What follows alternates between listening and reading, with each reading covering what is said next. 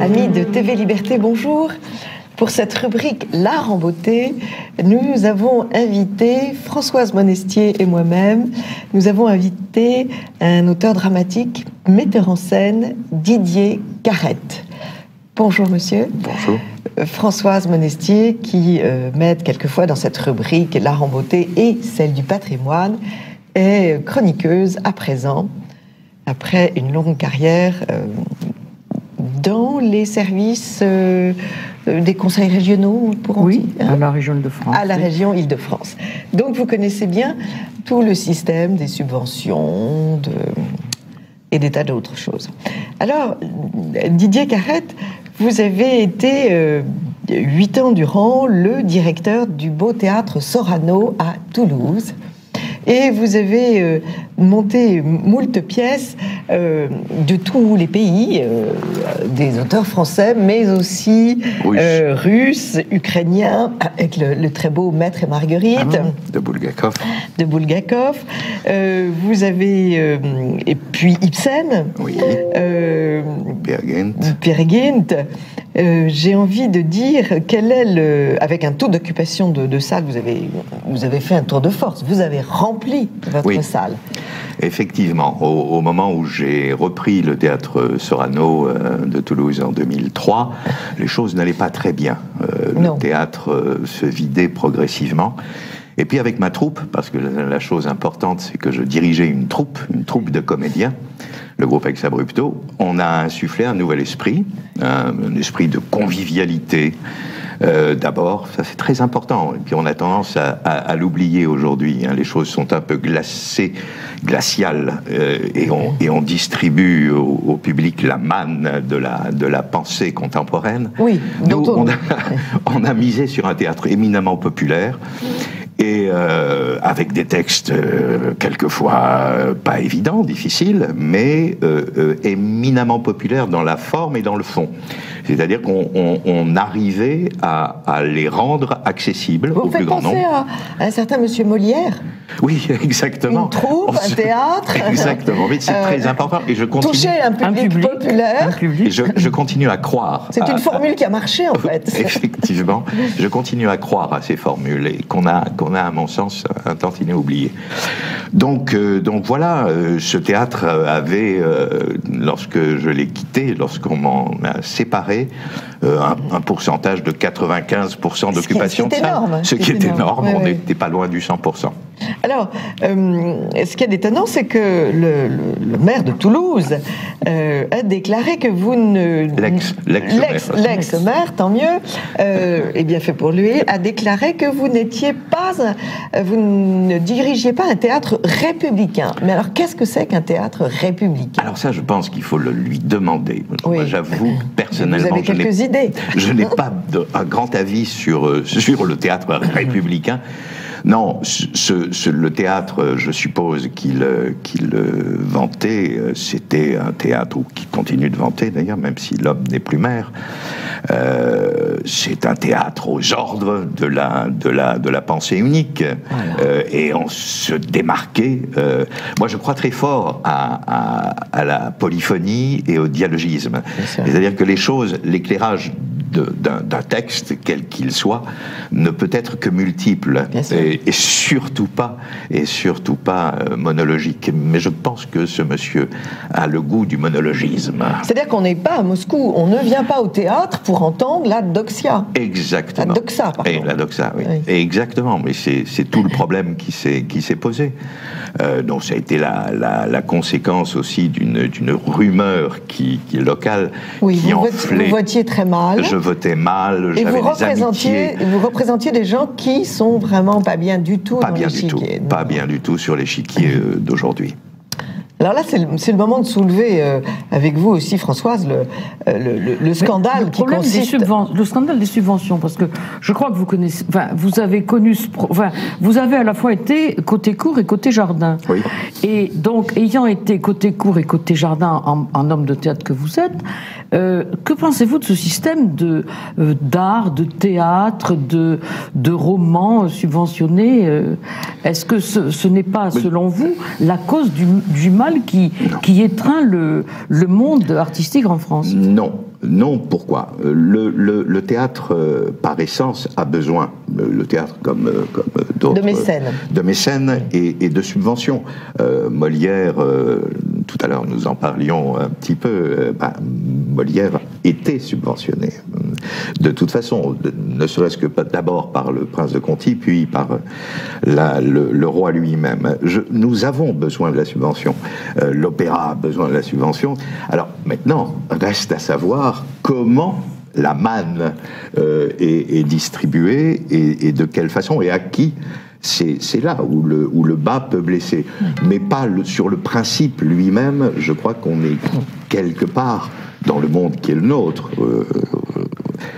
condamné à quémander. Mais est-ce que quand vous remplissez vos salles, vous êtes tout de même moins dépendant? Alors ça, c'est autre chose.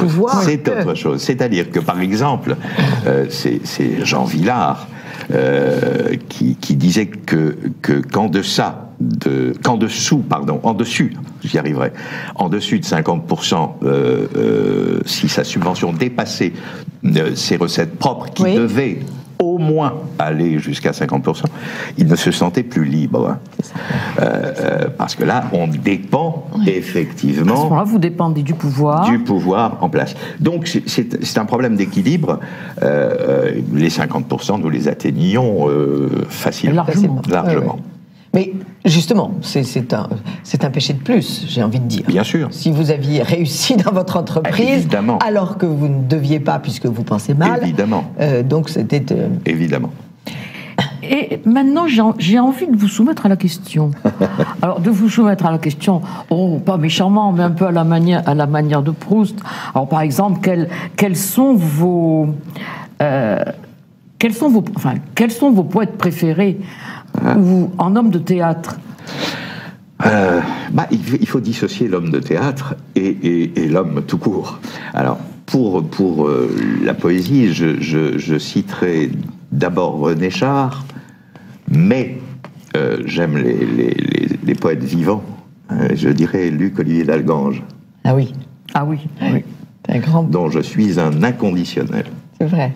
Vous avez raison. Sa prose aussi est fantastique. Magnifique. Et ses essais sont fabuleux aussi. Oui. C'est quelqu'un que j'aime beaucoup et que je reconnais, non pas comme un maître, mais comme quelqu'un, à mes yeux, en tout cas, extrêmement important aujourd'hui. Vous devriez, monsieur Didier Carrette, vous devriez venir avec lui et mettre en valeur ses textes. Avec grand plaisir. Et nous aurons une très belle émission. Avec grand plaisir. Voilà, l'invitation est lancée. Et bien maintenant, passons au théâtre, alors. Oui. Et vos pièces de théâtre préférées?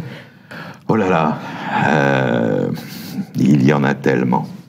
Là aussi, je vais biaiser, je vais donner un certain nombre d'auteurs que j'ai adaptés, en fait, qui ne sont pas a priori... Tennessee Williams, par exemple? J'aime énormément Tennessee Williams, c'est vrai, mais je citerai ces auteurs russes dont nous parlions tout à l'heure, l'immense Dostoïevski, Bulgakov, Parlez-nous de ce texte fantastique, Le Maître et Marguerite. Le Maître et Marguerite. Que peu de gens connaissent finalement. Ça a été un de nos grands succès, la troupe et à moi. Le Maître et Marguerite, en pleine période stalinienne, Mikhail Bulgakov écrit un texte assez incroyable. Le diable vient à Moscou et il sème un certain nombre de problèmes. Il rencontre Marguerite qui est folle et prise d'un auteur et le diable va essayer de jouer avec ces êtres et ça donne une série de quiproquos, de folie, de poésie incroyable. Ce qui est incroyable surtout, c'est que ce qui est arrivé à d'autres auteurs qui ont été envoyés au goulag sur ordre de Staline, Bulgakov est passé à travers, on ne sait pour quelle raison. Staline, je crois, c'est ce qu'on raconte, était quand même très impressionné par Aimait Bulgakov, et il y a eu un coup de téléphone entre ces deux personnes qui a duré extrêmement longtemps, et Bulgakov est passé à travers les gouttes. Mais c'est un grand auteur, immense auteur. C'est un texte magnifique, qu'on peut lire aussi. Qu'on peut lire, bien sûr. Oui, qu'on peut lire, bien sûr. Et aujourd'hui, l'appartement même de Bulgakov est visité... à Kiev. Est visité et tagué par des gens qui sont toujours impressionnés. Ah oui. Et vos héros et vos héroïnes dans la vie quotidienne? Ah, mes héros. N'y voyez aucune trace d'un quelconque féminisme, mais j'adore les femmes. Mes héroïnes préférées sont les femmes et les mères d'aujourd'hui. Parce qu'il faut tenir debout aujourd'hui. Ah oui, il faut tenir debout aujourd'hui. Face à la société qu'on nous impose, il faut tenir debout. Exactement. Et si on passait à l'histoire, vous devez avoir... Enfin, le personnage historique que vous détestez le plus? Dois-je le dire? Oh oui, tout est permis à Radio Liberté. C'est un général. TV Liberté. Un général, à TV Liberté, pardon.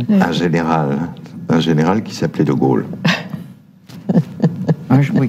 Un général qui s'appelait De Gaulle, oui, on peut comprendre. Voilà. Oui, on peut comprendre. C'est celui que je déteste le plus depuis fort longtemps, et j'irai jusqu'au bout de ma rancœur et de ma haine. Et le fait militaire que vous estimez le plus? Le général Cambronne à Waterloo. Bien. Je crois savoir que vous êtes réfugié dans le fin fond de la campagne tarnaise. Oui, tout à fait. Dans la montagne noire. Dans la montagne noire. Que je chéris. Près de Mazamet. Entre Mazamet et Carcassonne. Oui. Et l'animal que vous préférez, auquel vous vouez un culte, si j'ose dire? Mes Canet Corso. Ce sont des chiens, ce sont des dogs, et que j'aime, j'en ai deux, et que j'aime énormément. Et qui m'accompagnent tout le temps. Et des projets? Est-ce que vous nous préparez quelque chose dans votre retraite? Oui, beaucoup de choses. D'abord, je suis revenu un petit peu à l'écriture. Et puis, des projets de festivals potentiellement présentables dans certaines villes qui ne recherchent pas particulièrement de théâtre républicain. Voilà, on va dire ça comme ça. Adepte de la pensée libre. Exactement. De la libre pensée, à notre sens. Exactement. Finalement, vous refaites ce qu'avait fait mon cinéaste grec préféré, Angelopoulos, vous refaites le voyage des comédiens. Oui, voilà encore un goût commun que nous avons. Angelopoulos, oui, qui au demeurant était un marxiste, mais qui a incontestablement une poésie incroyable et un univers bien à lui. Oui, j'aime beaucoup le voyage des comédiens d'Angelopoulos. Oui, finalement, vous voulez aller aller dans les villages, dans les petites villes, dans les coins perdus de France où plus rien n'arrive sauf quelquefois la télévision, et vous voulez apporter à ces gens-là un petit peu de bonheur en leur présentant des pièces ou en leur offrant des spectacles où ils pourraient nourrir leur esprit. Tout à fait. Dans certains programmes politiques récents, la chose existait, effectivement, c'était revivifier cette ruralité qui est totalement oubliée aujourd'hui. Toutes les grandes villes des régions du sud, là, dont nous parlons, sont équipées, ont des théâtres, des médiathèques, etc. Mais la campagne, elle, est totalement oubliée. Et je crois qu'il serait de notre devoir de s'y intéresser un peu plus. La ruralité aujourd'hui est sans doute un des endroits qui sont à conquérir et qui peuvent déclencher certaines prises de conscience. Oui. Revenons à Toulouse. Quel est l'état actuelle du monde du spectacle, du monde du théâtre à Toulouse, donc aujourd'hui en 2016? Il n'a guère évolué. Les salles, le public se raréfie, hormis le centre dramatique qui possède toujours ce que j'appelle le spectateur CAMIF. CAMIF, oui. Ah oui. Le monopole. Celui qui a voilà. Comment est-ce qu'on appelle ça, les comités d'entreprise. Les enseignants, beaucoup. Les enseignants. Les enseignants. Le fonctionnaire mutualiste moyen. Exactement. Alors là, le public est toujours là. Et il est facile aujourd'hui de remplir une salle avec des scolaires. On les fait venir par car et on distribue là aussi l'intelligence à ces pauvres petits qui n'en demandent pas tant. Et puis voilà. Donc ça a guère évolué. Les troupes locales, enfin les troupes, si tant est que ce soit des troupes, se raréfient. Enfin les metteurs en scène locaux se raréfient. Mais il est facile, il est très facile aujourd'hui de se déclarer comédien. Le premier venu peut dire « je suis comédien ». Moi, ce qui me révulse, le nombre d'auditions que j'ai pu passer avec des gens qui n'avaient que peu de talent, mais au-delà même du peu de talent, qui avaient un regard sur les œuvres ou sur l'œuvre qu'ils présentaient plus que réduit. C'est incroyable. Moi, je suis pour la carte professionnelle. Oui, l'histoire des intermittents du spectacle, qui était peut-être un bien pour certains comédiens qui avaient du mal à survivre, a peut-être entraîné ce genre de dérive. Et qui devient de plus en plus importante. Oui. Je crois qu'il faut y remédier. Les écoles n'existent plus ou sont de qualité médiocre. On arrive quand même à des choses, et je l'ai vu pour des entrées au conservatoire, des gens qui, ça n'est qu'un exemple, mais c'est réel, présentent une scène de Phèdre, connaissent la scène, mais n'ont pas lu Phèdre. Et je vous assure que c'est vrai. Ça s'appelle les morceaux choisis. Voilà. Ah, bien. Alors là, déjà, là, il y a de mon temps, ça sévissait parce qu'on avait sur la gare des Michards et on bien sûr. Prenait, bon. Oui, mais on était quand même interrogé sur toute la pièce, et on était censé avoir avalé la pièce entière. Mais lorsqu'on est comédien, ne pas lire l'œuvre, à l'heure actuelle, 2016. Les pauvres, je trouve que ça doit être très dur maintenant pour un élève lambda de lire entièrement Phèdre. Exactement. Ça doit être quand même, compte tenu du niveau de l'enseignement.